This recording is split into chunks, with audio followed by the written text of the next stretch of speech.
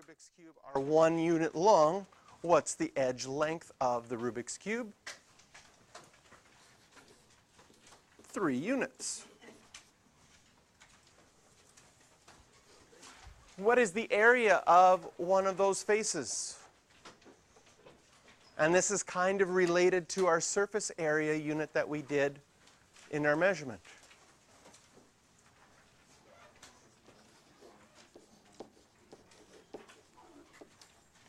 Now, if we're using units, we would write 9 units squared. And each of the faces of a Rubik's Cube, each of those yellow squares, if we're looking at the yellow side, would represent 1 unit squared. So when we talk about a unit, we're talking about a length. So that length is 1 unit. And when we're talking about area, we talk about a unit square, which takes a unit by a unit and makes a square. So that's unit squared. When we're talking about volume, volume talks about, fancy yellow, oh, I can't see that yellow, purple. Volume talks about units cubed. So if you broke apart your Rubik's Cube and said, how many of these cubes are there in total? How many would there be?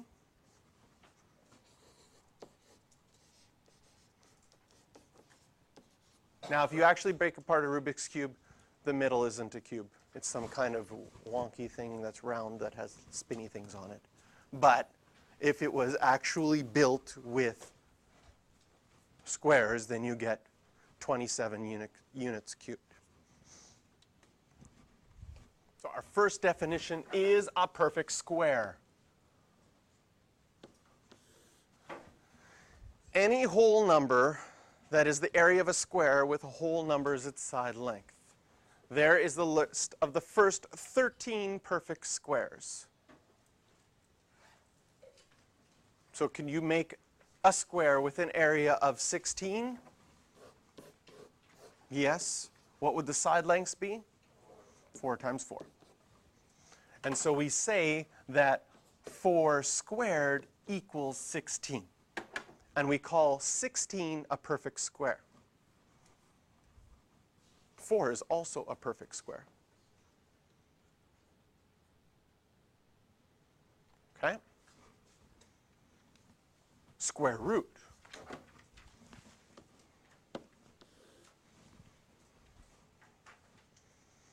So a square root, we have that if we think about geometry, if we're trying to find the side length of a square, we can take the square root. The square root is the opposite operation of squaring.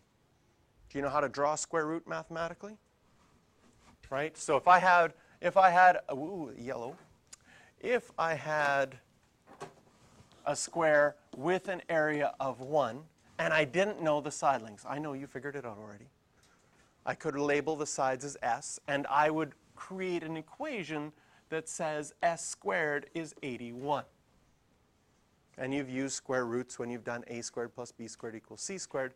But we find the side length by square rooting both sides. That's the symbol for square root. Normally, when we square root both sides, we have to add plus or minus, because there's 2 numbers that are equal to 81. But if we were actually thinking about the square, the answer would only be positive 9, because you can't have a square with a side length of negative 9. But if we were just doing this algebraically, we would say that the algebraic answers could be positive 9 or negative 9. They both make sense, because if I square negative 9, negative 9 times negative 9 is still 81. Perfect cubes, you don't have to know as many perfect cubes by heart as perfect squares, because the numbers get bigger faster. 1 times 1 times 1, that's still 1. But 2 times 2 times 2 is 8. 3 times 3 times 3, I'm missing 1. What number would go in there? 27. 4 times 4 times 4 is 64. 5 times 5 times 5 is 125. 6 times 6 times 6 216. 7 times 7 times 7, 343. And you could keep going, but usually 125 is about as high as they expect you to know for your mental math. Do you know how to write a cube root? Is it literally just a 3 with the, like a 3 on top of the square root? Yeah, so if we were told that the volume was equal to 125 centimeters cubed of a cube, well, this is the side length, this is the side length, this is the side length. Our equation would be the side cubed is 125. The opposite of cubing is cube rooting. And the way that we write a cube root is with the square root sign, but we add a little tiny 3. When you cube root, you don't need to do plus or minus, because if you think about multiplying a number 3 times, if it's positive, positive 5 times positive 5 times positive 5 is 125. But if it's negative, negative 5 times negative 5 times negative 5 would be negative 125. So when I'm doing the cube root of 125, the answer would only be 5, not negative 5 as well.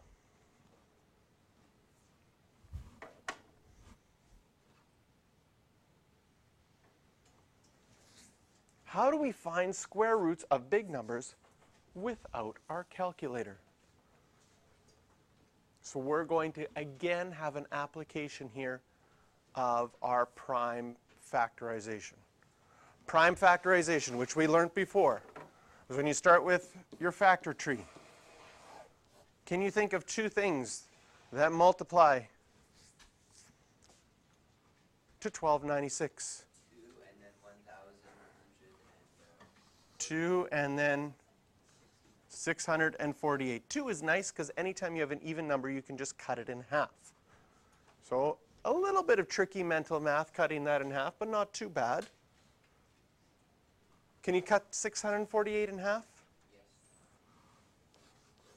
Through 2, it's ugly 2, pretty 2. 2 and 324. Can you cut 324 in half? Yes, 2 and 162. Can you cut 162 in half? 2 and 81. You can't cut 81 in half. But what can you make? What times what is 81? 9 and 9. And both the 9s are 3 and 3. Wow, we're going to go view the entire page so we can see that whole thing. I can now write out that 1,296 is equal to 2 times 2 times 4 2s, and then 4 3s. Yikes.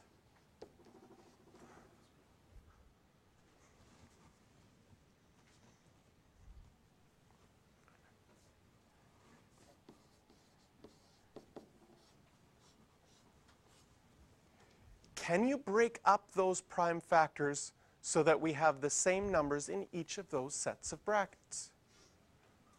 How many 2s would I have in each bracket? I'd have 2 2s here and 2 2s there. How many 3s would I have in each bracket? 2 in each. Can you see that this is the same thing as I had before? Even got the same angle drooping down. And now, if you simplify in both of those, what is 2 times 2 times 3 times 3? No. 36. 2 times 2 is 4. 3 times 3 is 9. And 4 times 9 is 36, and this will be 36 as well. That means, because the question asked us, what is the square root of 1,296? It's equal to 36.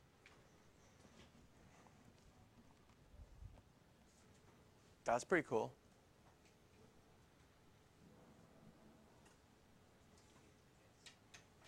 Is this going to be on the no calculator part of Yes, non-calculated part of a future test. Could you do the fourth root? I know we haven't learned fourth roots, but I'm going to teach them to you. In other words, could you take 1,296 and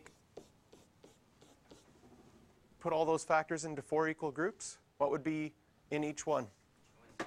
A 2 and a 3, a 2 and a 3, a 2 and a 3, and a 2 and a 3. So the fourth root of 1296 is 6.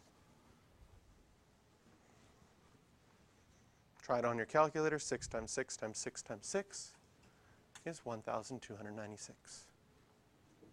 Cool. I like multiplying numbers.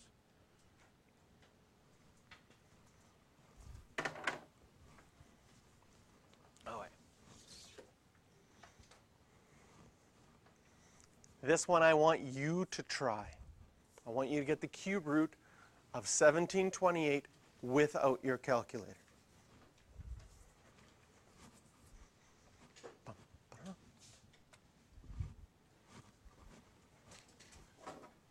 Check how you did. 1728 divides by 2.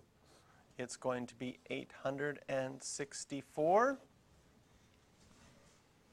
Divides by 2 again. 432 divides by 2 again, which will give you 266. No, not 266. View, zoom.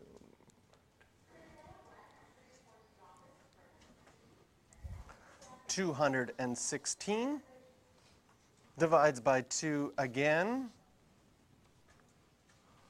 which gives you 108, divides by 2 again, which gives you 54, divides by 2 again, which gives you 27. Finally doesn't divide by 2, 3 times 9, and then 9 is 3 times 3. Whew, it's a long factor tree. So when we write out 1728 again, we get 2 times 2 times 2. 1, 2, 3, 4, 5, 6, and then 3 threes. 1728 is in 3 equal groups. Well, I'd have 1, 2, 3, 4, 5, 6, so I'd have 2 2s in each group, and then 1 3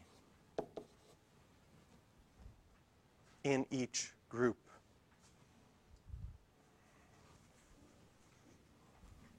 And so the cube root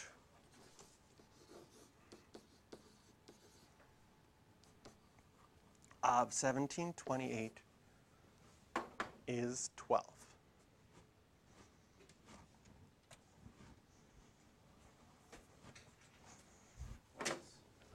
So now we want to find the square root of this.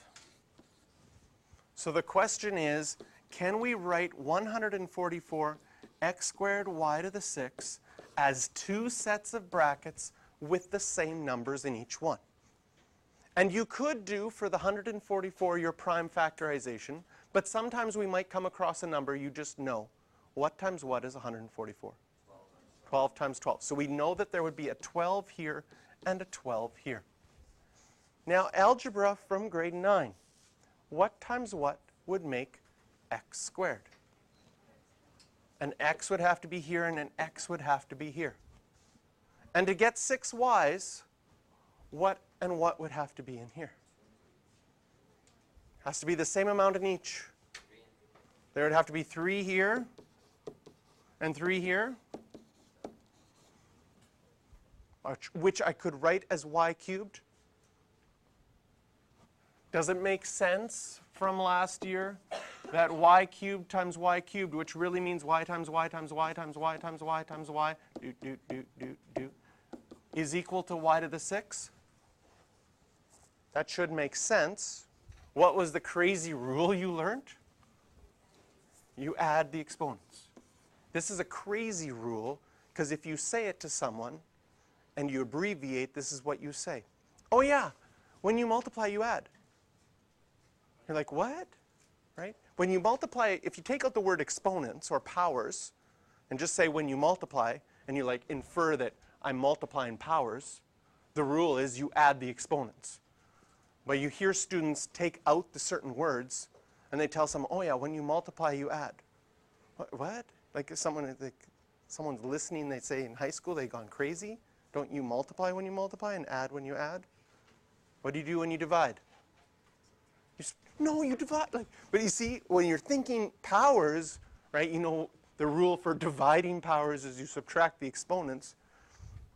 But the conversation we just had sounded ludicrous, right? He answered right away, right? If you think I'm brainwashing you to be crazy, because he said it immediately. I said, what do you do when you divide? You subtract. No, doesn't really make sense, but it makes sense with powers. And so when we want to find the square root of 144x squared y to the 6th, the answer will be 12, 1x, and you have 6 y's, half of them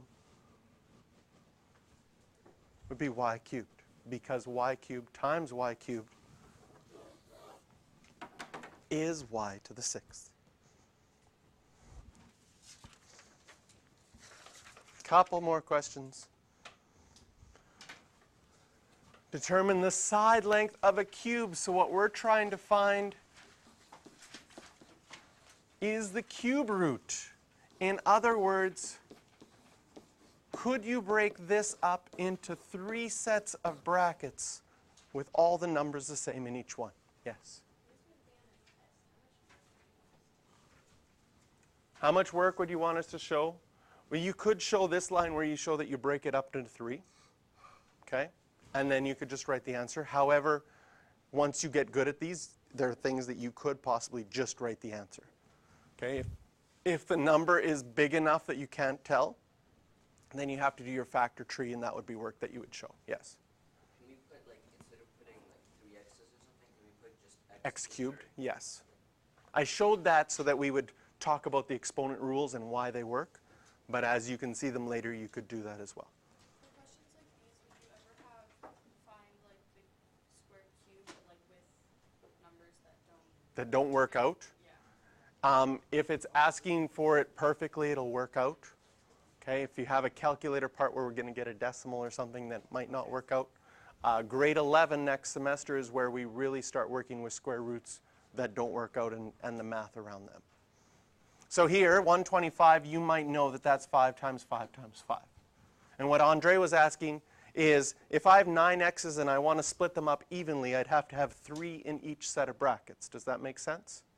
So instead of writing x times x times x, he said, is it okay if I do this? Absolutely. And if I have 3 y's and want to split them up evenly, I'd have to have 1 in each. So the cube root of this will be 5x squared y.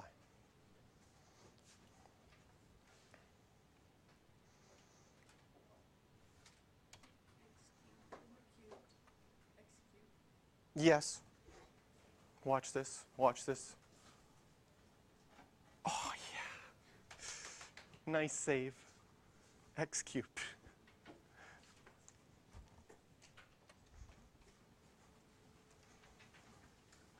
A cube has a volume of 4,913 cubic inches. What is the surface area of the cube? So we know this whole cube, the volume is 4,913.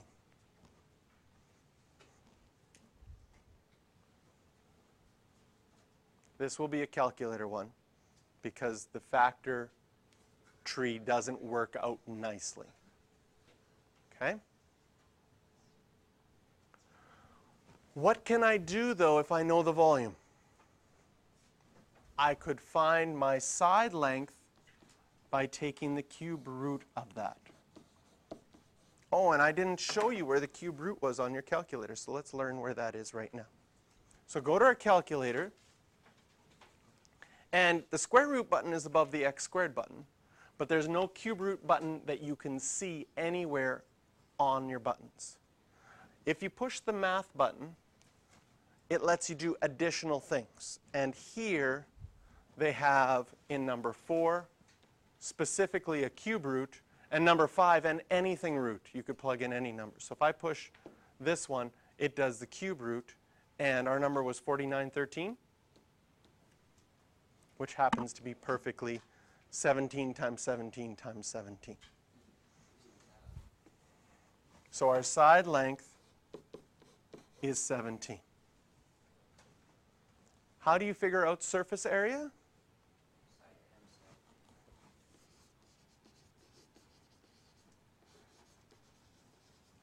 As an idea, would it make sense that you take one of these squares and multiply it by 6 because you have 6 sides to that square, to that cube?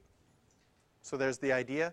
How do I find the area of one of those squares? It's going to be 17 squared, and then I need to multiply that by 6.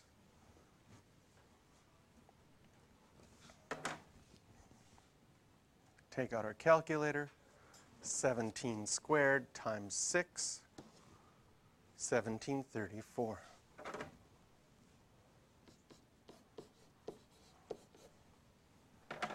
Ooh, that sounds like a fun question. You have a cube, and the surface area and the volume are the same. What is the side length of the cube? I have a cube. My surface area and my volume are the same.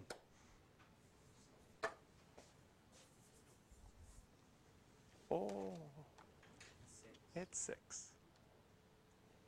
Can you see it here, especially in this line? If I put a 6 in for where the 17 is, you get 6 squared times 6, which would be 6 cubed. Fun. All right, so we're going to work on some questions.